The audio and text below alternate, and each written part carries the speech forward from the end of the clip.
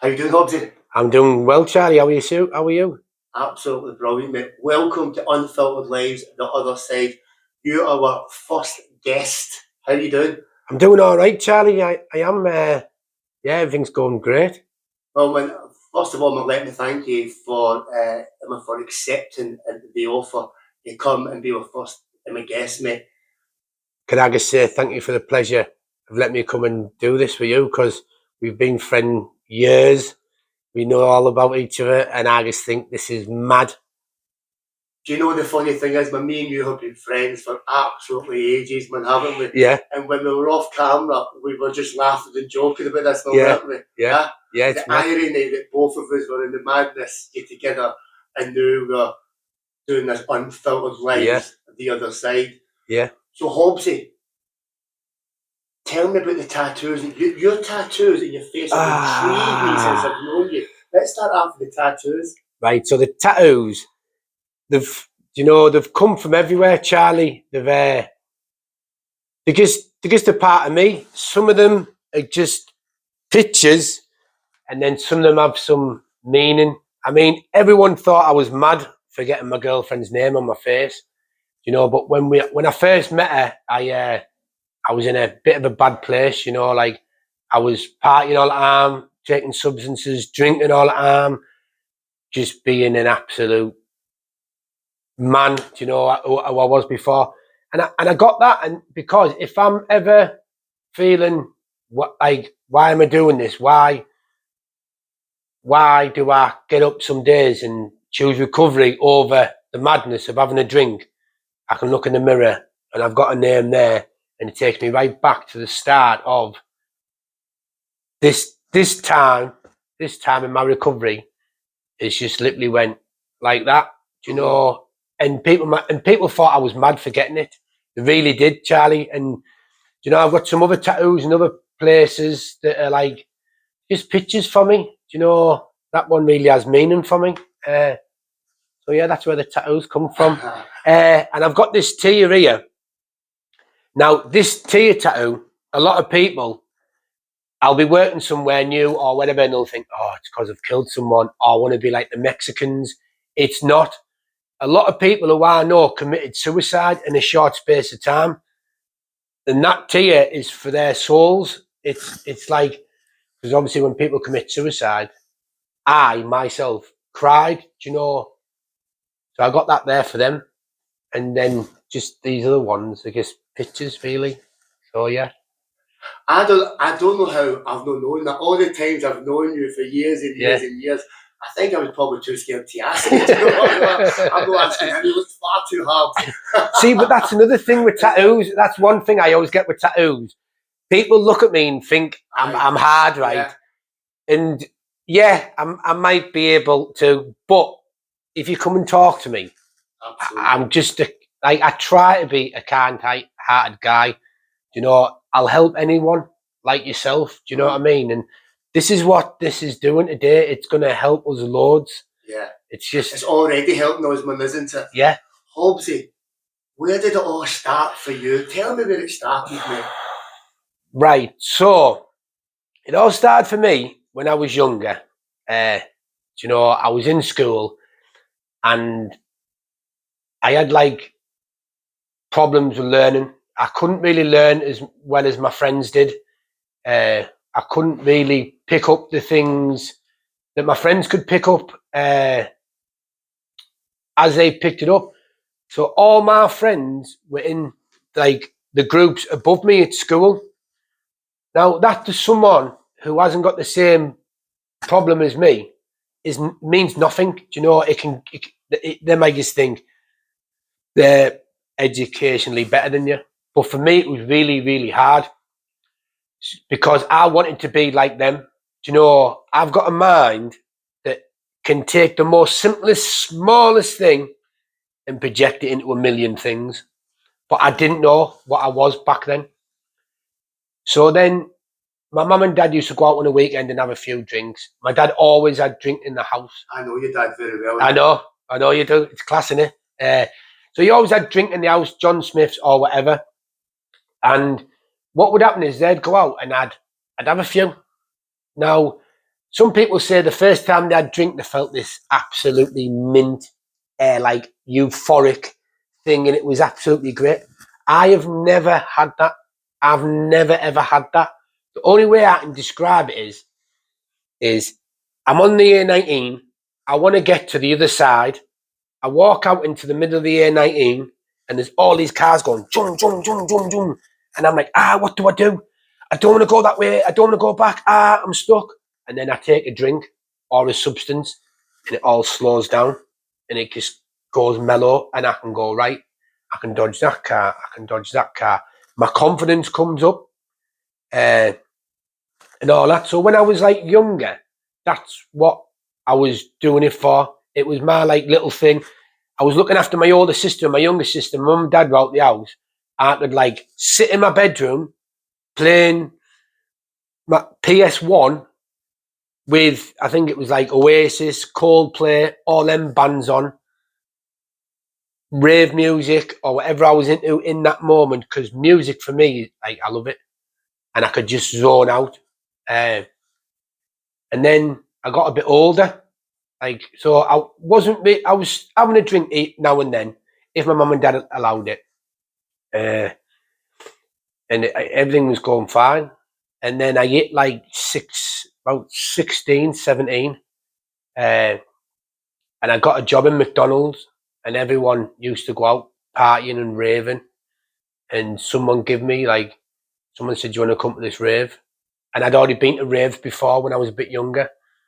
I was like, yeah, let's go. And I walked in and I was like, this is it. This is what I want. This is life. This is absolutely screams out to Graham, yes, yes, yes. Now, I've always been like I'm a chancer. Do you know what I mean? If you say to me, he's like a little Wayne, I'll smash my way into it, open it wide up and get right in the middle of it. So started going to raves, started taking substances, started selling substances, started taking substances off other people, because that's what I do. Just absolutely like destroy anyone. If you've got something I want and you're not willing to give me it, I will get it off you regardless. And you know, and that, like, when I look back now at my life and the way I've lived, although it's like some of the things I've done are horrible, you know, the really bad things what I've done in my life. But, and it's like when we were having a phone call last night, Charlie, you said to me, your past is your greatest asset.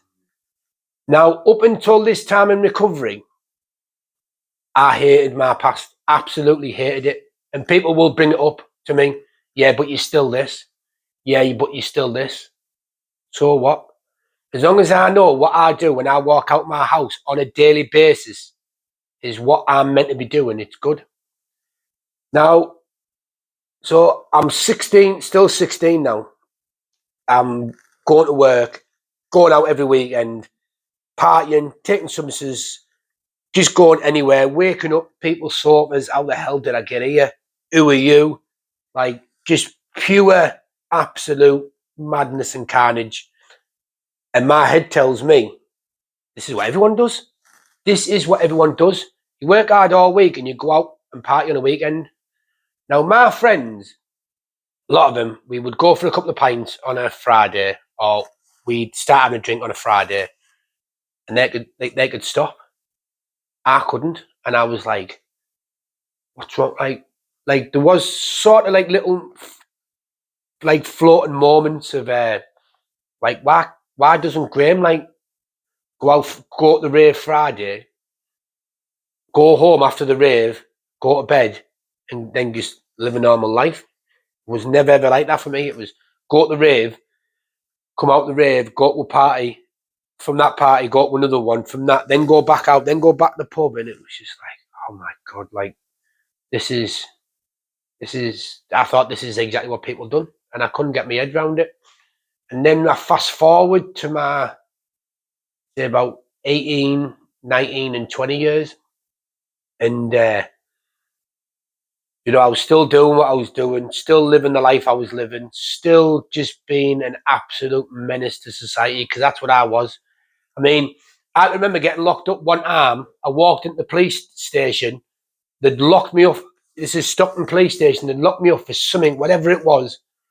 And the officer opened this door, and there was like 4 pictures, 3 pictures, 2 pictures, and 1 picture. And my picture was right at the top. And I can't remember if it was a woman or a bloke, and they said, look, they're wanting to get you big jail. You're causing that much chew for us. They're trying to, any way, shape or form, we're trying to get you jail. But because I was quite clever, when I'd get locked up, I used to know what to say and do. So I would always just get away with it with the skin of my teeth.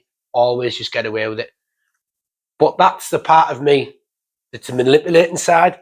I can manipulate police officers, judges. I can anyone in front of me. When I'm not spiritually well, I will manipulate and get everything off them. And then what happened was I had a child.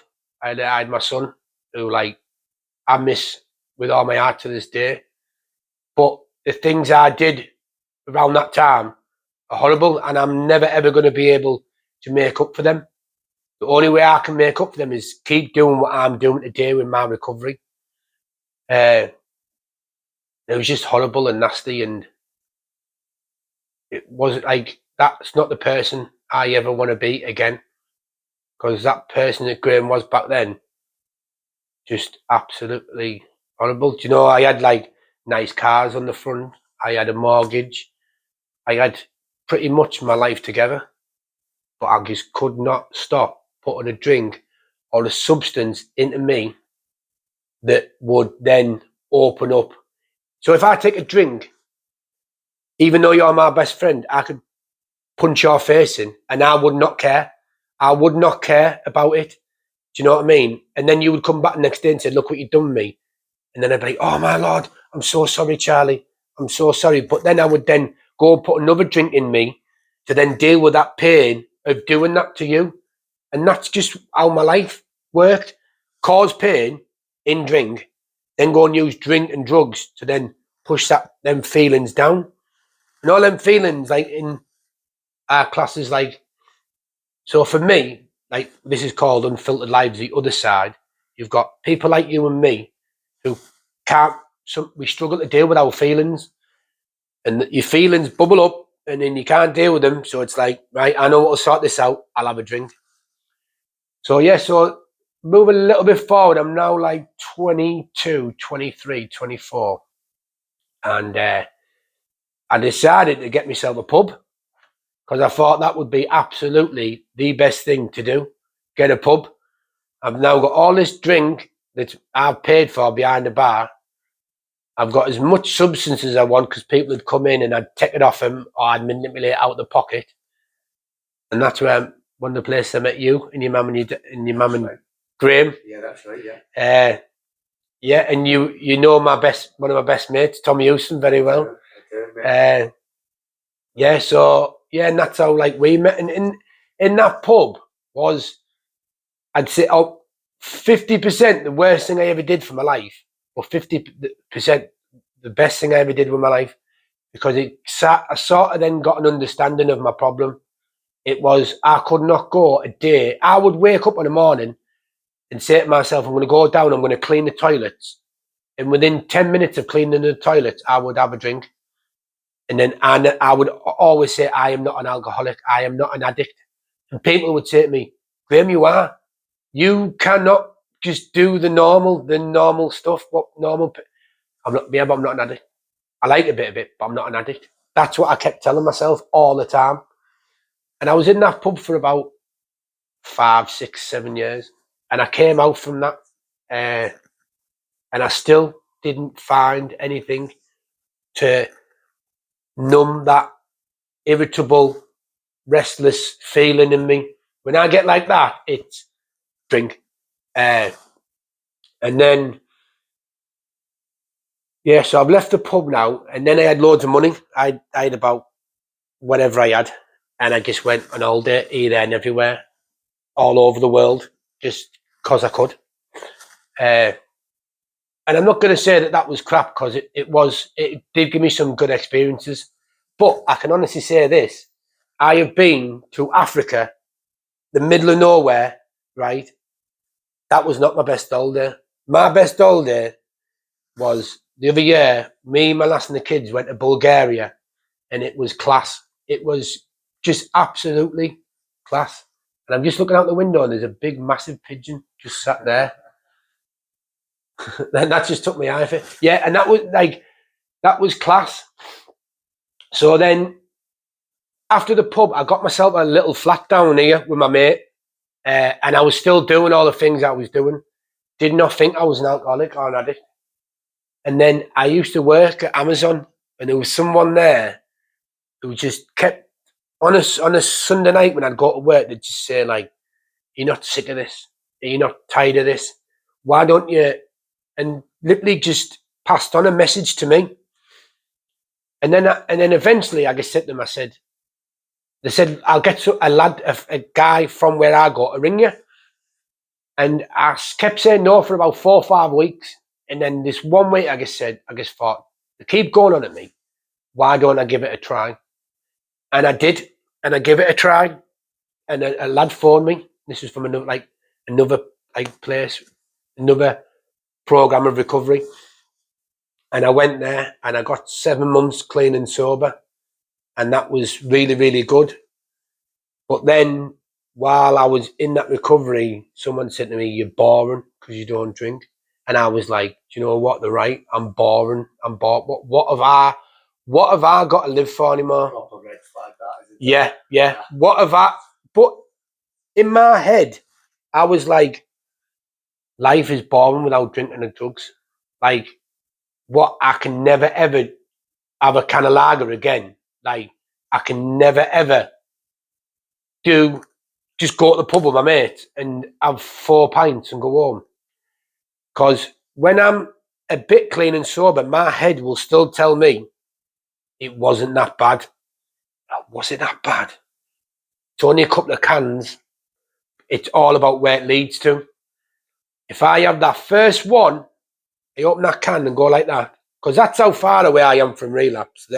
From there to there, I'm a relapse away.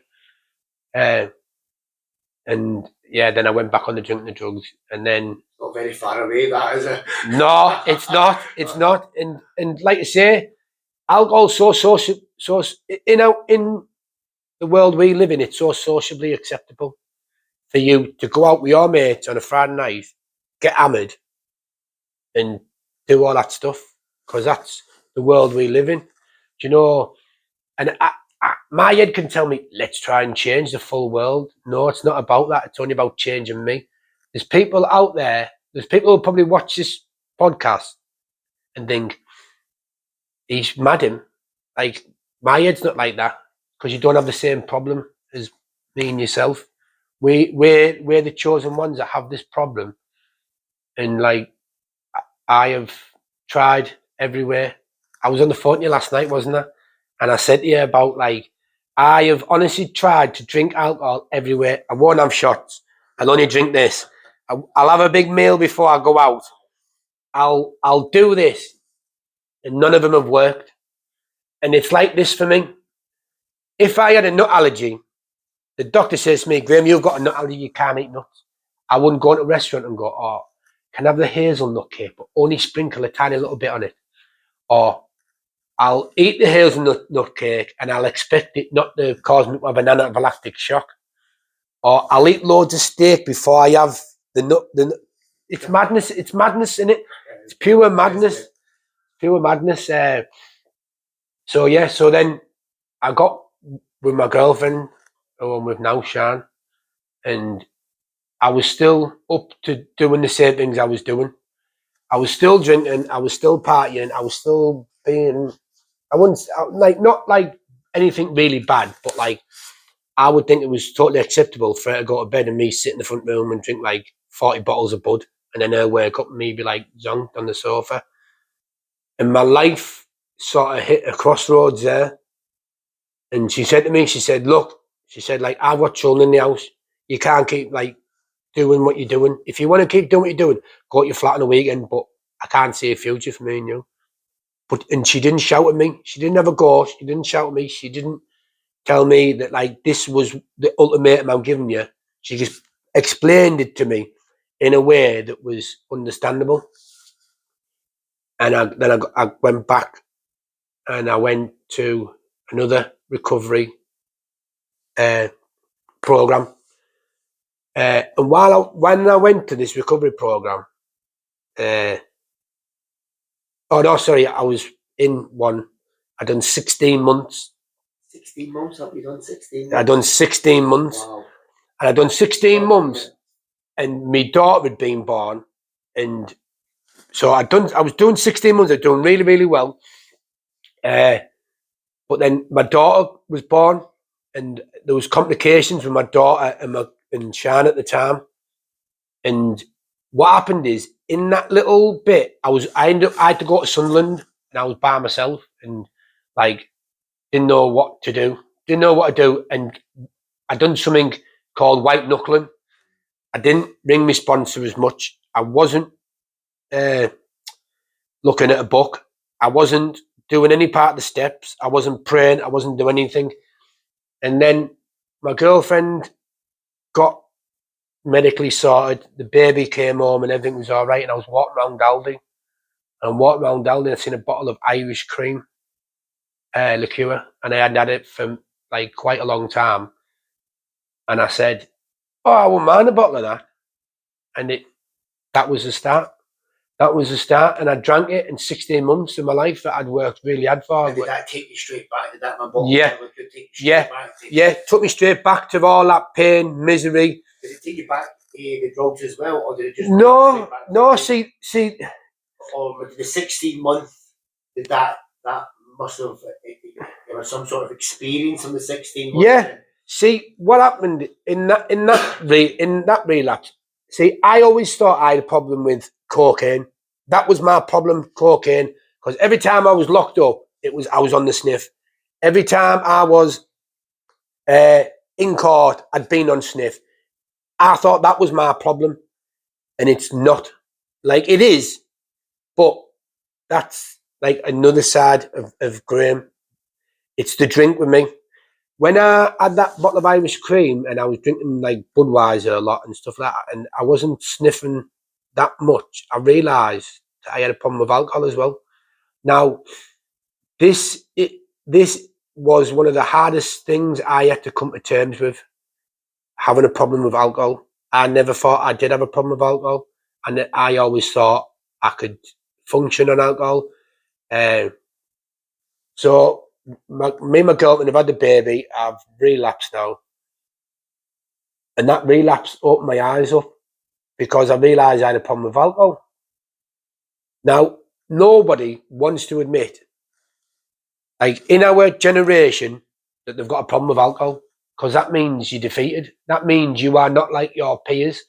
That means that you cannot celebrate. That means at Christmas, birthdays, stuff like that, you can't go to the pub with your mates and do all that. Do you know? But what I will say is, I'm glad I can't, because the life I've got today is miles better than the one I had when I was drinking and partying.